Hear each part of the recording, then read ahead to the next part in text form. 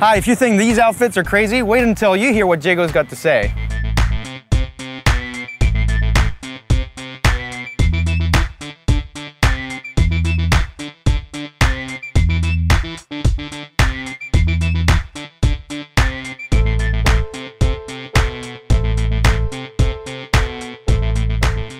Now, Diego, you're from Uruguay and I'm from France, and Uruguay and France is one of the first games in the World Cup. Do you have any predictions?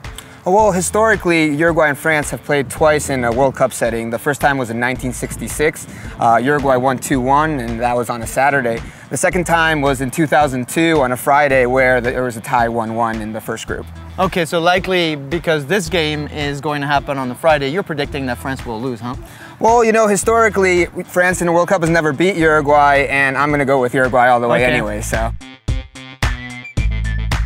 So how do you know all this stuff? Well, I have a passion for soccer, and you know, I really wanted to do something that related to work and the World Cup, and I wanted to have a little bit more insight into what the analytics happen. So I decided to go out with a couple of co-workers and look for some data where we could run analytics and see, you know, what type of hidden insights are inside inside the data that was provided to us. And so how complex was it for you to get it done? It actually wasn't hard. You know, all this data is available on the internet. You know, it just takes some time to go out and look through it and bring it all into Excel. And once it's all in Excel, you know, relate it using an add-in called Power Pivot, where we created a model and we were able to run all these analytics.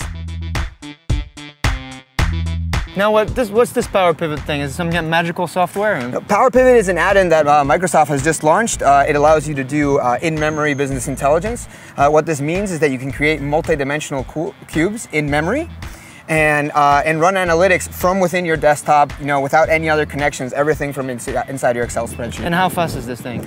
This is actually extremely quick. You can have millions upon millions of rows as your data set, and you know, it's pretty snappy. Wow, that's pretty cool. So now tell me a little bit about the type of data that you've got in there. What types of tables? How big are the tables? Well, I have about somewhere around 70,000 rows of data. This includes every game that's ever been played in a World Cup. For every game, who the winner was, who the loser was, in what minutes the goals were scored, who the countries playing were, where the host, like where in the world they were.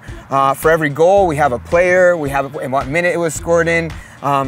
Then we also have, for every country, how many points they scored total in the World Cup, how many times they won, how many times they drew, how many times they lost. So we really have a big wealth of data that we can rely to look for correlations on. And in addition to that, I think you also have social media analytics and data insight. So how big is that? Because that's got to be huge. Yeah, actually, you know, a partner of Microsoft actually provided us with something like 700,000 rows of media analytics. This includes, you know, like who's the buzzing name for the World Cup on the web, who's the team that people think are going to be winning the most. So this data set that started out at 700,000 rows is actually growing by 100,000 rows a day. Now, this partner has, of course, given us the data that we can use inside Power Pivot, but they also have the exact same solution on the web, and they have a mobile solution. So really the value here of Microsoft is the desktop, the web, and the phone. Now, out of those insights, is there anything that you'd like to share with the people here watching, some tips maybe as they're thinking ahead of the World Cup? Yeah, so as we were looking through the numbers, you know, an interesting thing was if you had to choose 2 days to stay home, historically June 15th and June 17th are the days where the most goals are scored on. So, you know, maybe that's the day that you want to stay home and actually see and check out what games are there, because you'll probably enjoy the most goals. Another interesting fact is that no player who was born in May has ever scored more than 5 goals in their World Cup career. This is a sad thing because the star player for Uruguay was actually born in May, but I'm hoping that this trend gets broken in this World Cup. Wow, that's pretty bad, because I was born in May, so I guess that's not a good sign. It's okay, because your career was over anyway. Probably, yeah, you're probably right. And I think that's really the business lesson here. Of course, we've talked about sports and we've talked about passion, but when you have the right people and the right tools, you can get to insights very quickly. So start thinking about this as what you can do inside your company. If we can do it like this for sport, you should be able to do it inside your company. I want to make sure also you take a look at the video of the AC Milan club and how they're using analytics and data and very similar technology to get great insights on their performance. So until next time, I'm Bruno Aziza. Thank you, Diego. Yep. Do you mind opening your legs for me real quick? Nope. Oh.